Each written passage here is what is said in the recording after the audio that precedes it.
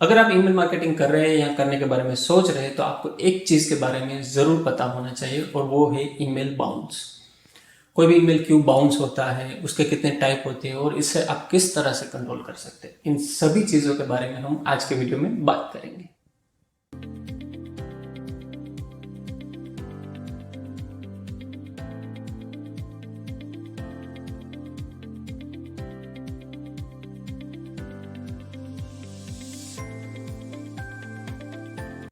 वैसे तो हमने ये पास्ट में भी काफ़ी बार डिस्कस किया है कि आपको ईमेल मार्केटिंग के अंदर सिर्फ ऐसे ईमेल आईडी इंक्लूड करने हैं जिन लोगों ने आपको परमिशन दी है कि आप उन्हें ईमेल भेज सकते हैं।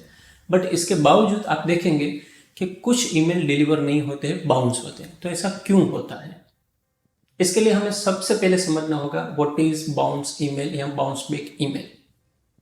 बहुत सिंपल है, जब आप कोई एक ईमेल रेसिपिएंट को भेजते हैं बट उसे वो डिलीवर नहीं होता है और सर्वर किसी भी रीजन से सेंडर को वो ईमेल वापस भेज देता है, तो ऐसे ईमेल को ईमेल बाउंस या बाउंस बैक ईमेल बोला जाता है। अगर आप कोई ईमेल मार्केटिंग का सॉफ्टवेयर यूज कर रहे हैं तो आपने जरूर देखा होगा कि वहां पे आपको एक ईमेल बाउंस परसेंटेज दिखाता है।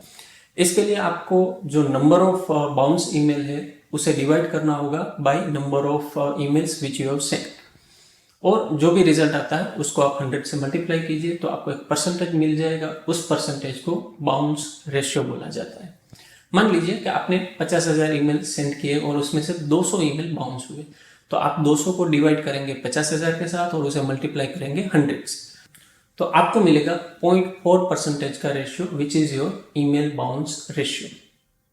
तो नेचुरली अभी एक क्वेश्चन होगा कि क्या यह 0.4 का जो रेशियो है वो सही है, इंडस्ट्री के स्टैंडर्ड के हिसाब से, उससे ऊपर है, नीचे है, क्या है?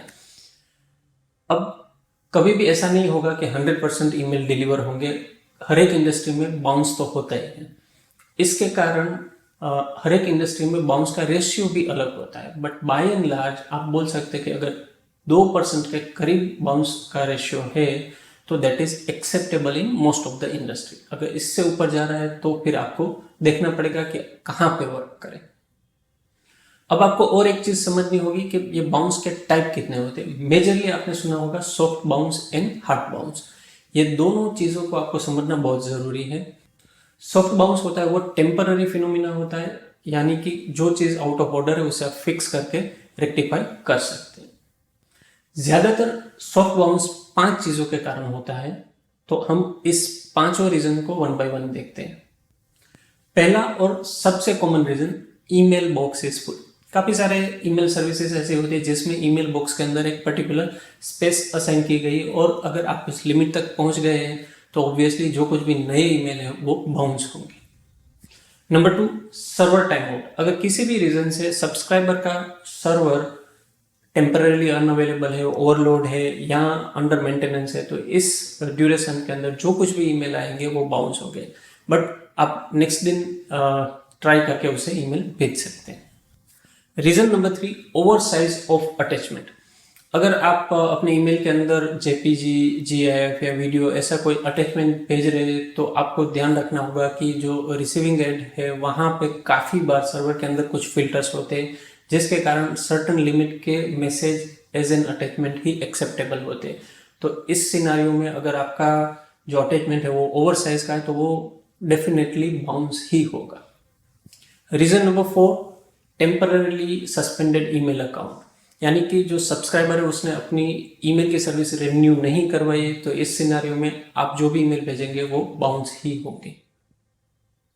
Reason number 5, demark requirement. काफी सारे कॉर्पोरेट्स ऐसा करते हैं कि उनके जो इनकमिंग ईमेल्स है उसमें वो फिल्ट्रेशन ऑथेंटिकेशन के लिए लगाते हैं जिसमें DKIM या SPF की रिक्वायरमेंट होती है, और अगर आप जहां से भेज रहे हैं उसमें वो रिक्वायरमेंट सेटिस्फाई नहीं हो रही है तो ये ईमेल बाउंस होगा। तो इन 5 रीजंस के कारण आपका ईमेल सॉफ्ट बाउंस हो सकता है। अब हम देखते हैं कि हार्ड बाउंस क्या है। हार्ड बाउंस मतलब permanent problem, you have reached a dead and. Hard bounce होने के ज्यादातर ये 2 रीजंस होते हैं। हार्ड बाउंस का सबसे कॉमन रीजन होता है कि email ID does not exist. अब ये क्यों होता है? क्योंकि एक तो डोमेन जो है उसे रिन्यू नहीं किया गया, उसके कारण उसके रिलेटेड सभी सर्विसेज बंद हो गई, तो हो सकता है कि वो ईमेल आईडी एग्जिस्ट नहीं करेगा, या काफी बार गलती से कोई एडिशनल कैरेक्टर ईमेल आईडी के अंदर आ गया जिसके कारण वो ईमेल आईडी जो इंटेंडेड ईमेल आईडी है उससे डिफरेंट हो जाता है और इसके कारण दिखाएगा कि ये ईमेल आईडी एग्जिस्ट नहीं करता है। हार्ड बाउंस का दूसरा रीजन, जो रिसीविंग एंड है सर्वर, उसने आपके ईमेल आईडी को ब्लॉक किया है। काफ़ी सारे कॉर्पोरेट्स, इंस्टीट्यूशंस एंड ऑर्गेनाइजेशंस के अंदर स्पैमिंग को रोकने के लिए स्ट्रिक्ट फिल्टर्स लगाए जाते हैं और इसके वजह से अगर आपका ईमेल आईडी ब्लॉक लिस्ट में आ गया है तो आपका जो भी ईमेल यहाँ से भेज रहे हैं वो हार्ड बाउंस होगा। तो शायद अब आपको इंटरेस्ट होगा ये जानने में कि क्या किसी तरह से हम ये जो ईमेल बाउंस का रेशियो है उसे रिड्यूस कर सकते हैं, उसे कंट्रोल कर सकते हैं। हाँ, डेफिनेटली आप कर सकते हैं। इसके लिए आपको ये 3 चीज़ें फॉलो करनी होगी। Point number 1, always use double opting format to collect email ID. आप जहाँ से भी ईमेल आईडी कलेक्ट कर रहे हैं वहाँ पे जो आप फॉर्म बना रहे हैं उसे डबल ऑप्टिंग कीजिए, ताकि यूजर को पता होगा कि इस पर्टिकुलर ईमेल आईडी को मैं परमिशन दे रहा हूँ और यहाँ से मुझे ईमेल आने वाले हैं।